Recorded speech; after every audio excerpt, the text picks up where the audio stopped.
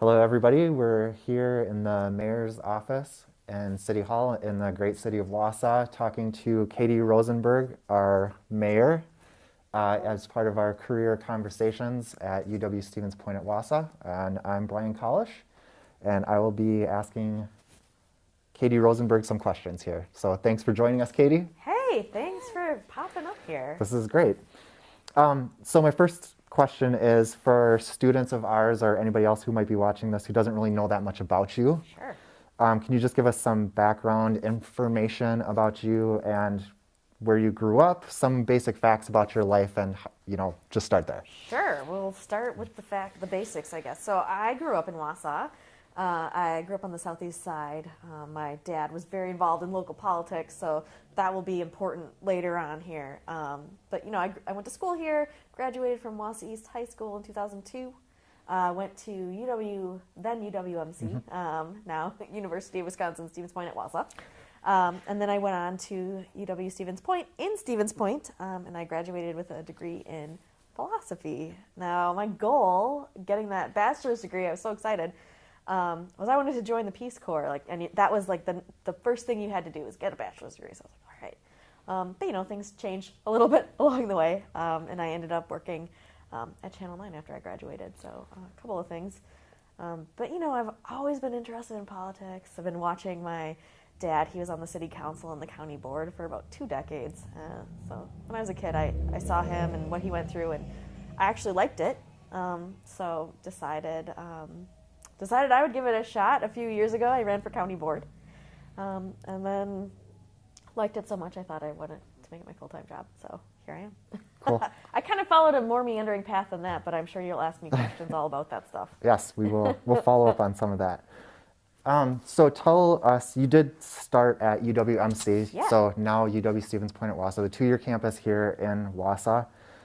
Just describe that experience a little bit and a little bit about how that 2-year campus helped to prepare you for what ended up being your bachelor's degree and sort of just your experience overall on the 2-year campus and maybe some advantages that you got from going to that campus. Totally. So this is one of those fun things. My dad's a practical man, and he said, hey, Katie, if you agree to go to school locally, I will buy you a car, and that will be your transportation. So, of course, I was like, well, this is a great deal. I need a car.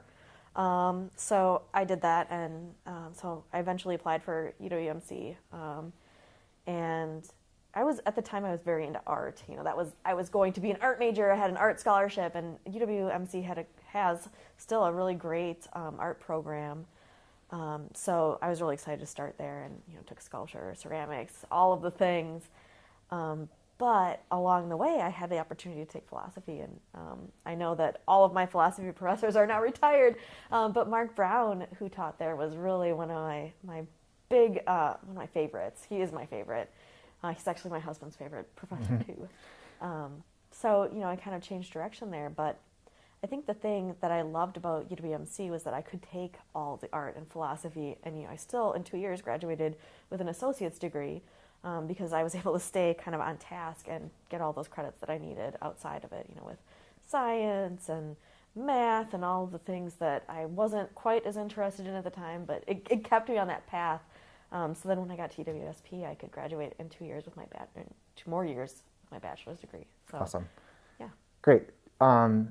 Were you involved in any extracurricular activities on campus or involved in any clubs or in the community or volunteering or anything while you were at your time at UWMC? Sure. Yeah. I did a couple of things. I don't even think it still exists, but we started a philosophy club with Doug Hostler, and the astronomy professor, Theo Kuplis at the time, showed up a lot too.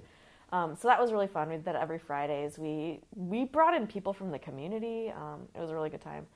I was very involved in the art department, so any of the shows that they did, I was involved in that. So I would say, I was recruited for the soccer team, did not do it. I decided I was done with soccer by the time I hit college.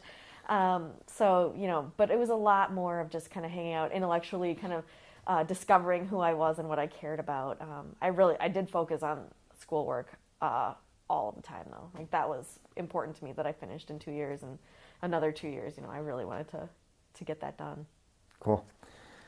Let's see here. In terms of education, so your time at UWMC Yeah. or UW-Stevens Point, whatever, out of any of that, if you had one piece of advice to give to students today, what would you say to them? Oh man, it's funny because I feel like I have changed over the last several years since I haven't been in college. So when I went to college, I was like, nope, I don't care about anything other than the things I care about. I want to take all the philosophy, I want to take all the art and anthropology, stuff like that. And I didn't really give myself a shot at some of the other classes, except for the fact that I had that associate's degree and I needed to take certain credits. So they had a really interesting math class when I was at UWMC, where they talked about how runoff voting works, or how balancing your check balance, like all kinds of very functional things. And I took that and I was like, wow, this is actually pretty interesting.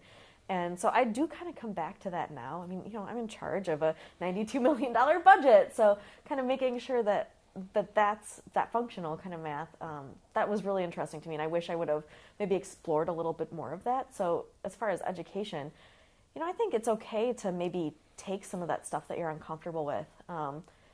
UWSP, it was a logic class. It was a requirement for the degree, and it's basically math, but it's a philosophy class. Right. And I put it off. It was my very last semester. I'm like, well, do or die time. And I took it, and it was amazing. Donna Warren is amazing. So it was really great to take that class. And I wish I would have maybe been a little bit more comfortable taking a chance on stuff that I wasn't familiar with. I think that's always the question. Like, do I want to be a perfectionist and be the best at everything, or do I want to grow and maybe not be perfect, but learn new things that are kind of cool? So I think it's good to grow and learn new things that are kind of cool, but at the time it was hard. I wanted to be A+ everything. Sure, that makes sense. Get out of your comfort zone a little bit. Maybe Always. take some classes. I know, they always tell you that, and you're like, I don't know, I'm fine. Right. No. Right. So just sticking with the student theme here, student debt has become a topic of discussion nationally. And I know that maybe isn't something you have a ton of control over just at the city level, but it's starting to kind of creep into the conversation a little bit, and some of the issues that students are facing, particularly debt. But what are your thoughts on that? And I mean, I guess, what are your thoughts on that? Yeah, I mean, trend? it's a big issue. I mean, what I didn't talk about with my education is that I went back and I got my master's degree from the George Washington University, and so I'm paying that off. I think I'll probably be paying that off for the next 6 years still. It's just one of those. It feels like everyone I know has student debt.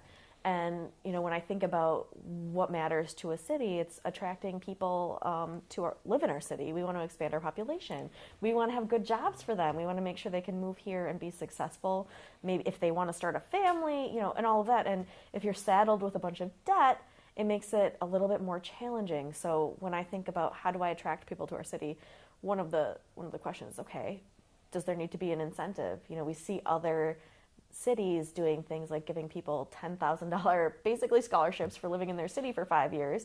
In theory, they would be starting their families, starting to start their career and all of that. And so that's one of those things that you think about as far as public policy ways to address it from a city level.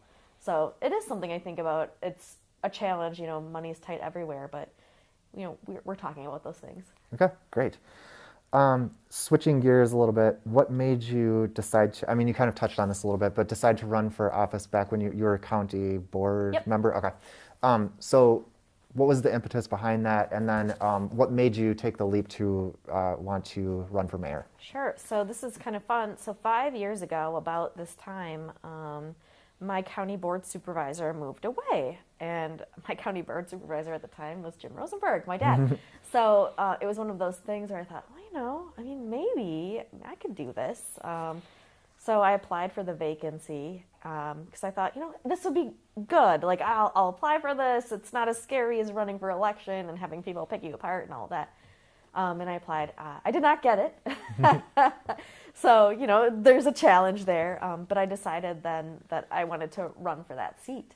So I did, and I won. Yay. And, the things that I care about, mental health, especially, that was my number one issue. We had North Central Healthcare kind of under scrutiny. So I wanted to make sure that we continue to have that high quality mental health care and behavioral health care in our community, and the aquatic therapy pool, things like that, those health and human resources kinds of things. So that's why I ran initially. I cared about those issues. But once you get started, you're kind of like, oh, well, you're going on these paths. Like, I really care about this stuff. And, you can publicly finance other things, or there's the opioid crisis. How do we address that with public policy? How do we become thought leaders in our community? We have the largest county board in the nation, and I just keep thinking, man, how do you even stick out like on this kind of a thing? So, you just kind of continuously find issues that you care about. A couple of those issues, I really care about LGBTQ issues. I care about inclusion and diversity. So, you start talking about these things, and in central Wisconsin, maybe it's a little unusual. So I started to get coverage from the newspapers and things like that. We were talking earlier about being on social media, and just being able to kind of call out those issues and bring more attention to central Wisconsin. So that's kind of what I was doing. And then I thought, I love this. It's like a quarter time below that. You get $5,000 a year to run for county board. And I thought, I'm taking up a lot of my free time with this. How can I make this my full-time job? I love it. Like, public policy is awesome. So, I started thinking, and I was like, running for mayor sounds crazy. That is crazy. But, you kind of talk to your friends. You're like, what I was thinking. Like, what do you think? And, of course, my friends are all politically engaged, too. And they're like, yes, you're doing it.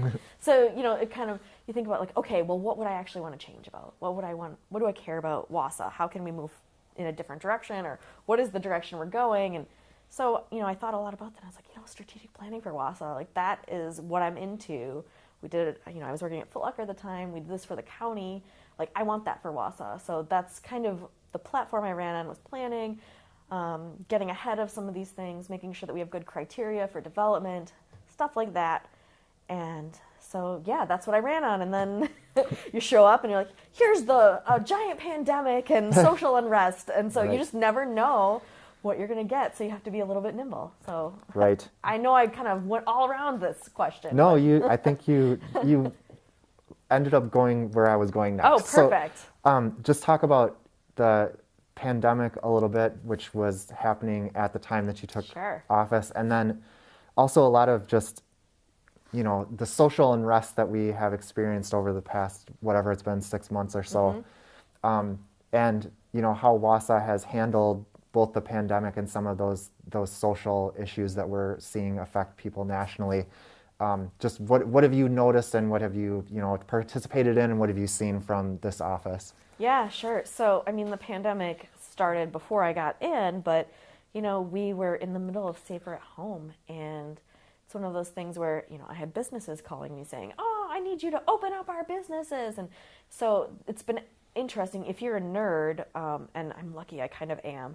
Kind of digging through the state statutes and figuring out, okay, what authority do I have as the mayor of Wausau, and what authority do I have with our city council to do things like, if I wanted to open up businesses, what would that look like? If I wanted to have a citywide mask mandate, what does that look like? Are we going to be sued if we try some of these things? And, you saw some of the county, the ordinance they talked about, they were threatened with a lawsuit. So, you really are discovering a lot of these different layers of government and what authority you have and challenges to that. So that was probably the most surprising thing about the pandemic.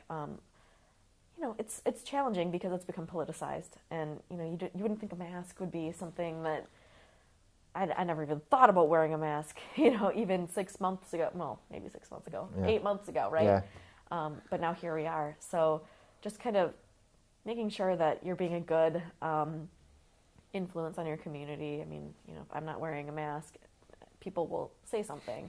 They would, because I'll ride my bike down. If I'm not wearing my helmet, people notice what you're doing. So just making sure you're being a good influence is important, and also like having the right balance of caring about public health, but also understanding that there are certain freedoms that people must take advantage of on their own, and they have to make their own decisions. We're not babysitters, but we do have to be the right influence. You talked a little bit about the social unrest, and that's another thing that I didn't expect to encounter within the first month and a half of my term is the largest political demonstration of my lifetime, of my parents' lifetime, of my grandparents' lifetime. I don't know. It could be ever in Wausau. It's just one of those things that you didn't expect. And it was that George Floyd march. Around 2,000 people showed up to march, and it was peaceful. We had no businesses attacked. It was big because we were involved in that. Our police department said, what happened to George Floyd is murder. It's not right. We're gonna work with you so that you can safely demonstrate, and we're gonna march with you too because we think this is important. Our police department does not like police brutality either. They think that sucks. We all do. So having kind of that coordinated effort of citizens and government kind of working together to make sure that our voices are all heard and we're all safe was really important. So it's challenging as this continues and people feel like, oh, nothing's happening. We're seeing this thing in Kenosha, we're seeing this thing in New York and LA, and I just, it's tough. And it feels like you're moving slowly, but, we've taken an effort here. I created a task force. We'll be meeting, our first meeting is next week. It's a policing task force specifically meant to address, how are we training officers? What can we do to ensure the safety of our community and our officers, things like that. So it's challenging. You have to react, but you can't be reactionary, if that makes sense. Yeah, absolutely. So we can go to a lighter topic. Okay. Now. That's okay with you? So tell me, what do you like best about what you do as the mayor? What's the most, I don't know, what gets you the most excited? You kind of touched on that maybe already, or what do you like the best about this job? Yeah, I love solving problems. And a lot of this it's complex problem solving. You don't just go in and you're like, all right, just cut the budget and you're good to go. No, it's like, okay, where's this coming from? How do we make sure that we're meeting the needs of our community? You have state statutes, you have people that you can work together in the community. This homelessness discussion we've been having in Wausau since last year. We're just starting to feel like we're addressing some of those issues. So, when I started, I said, I'm impatient. Like, how are we gonna get stuff going? So I know that people have been reacting to my being impatient, and it's been awesome. It's been awesome to see what we can change. So I think that's the most exciting part, is feeling like you're having a good influence, but it's also tough because it feels slow. Yeah, sure.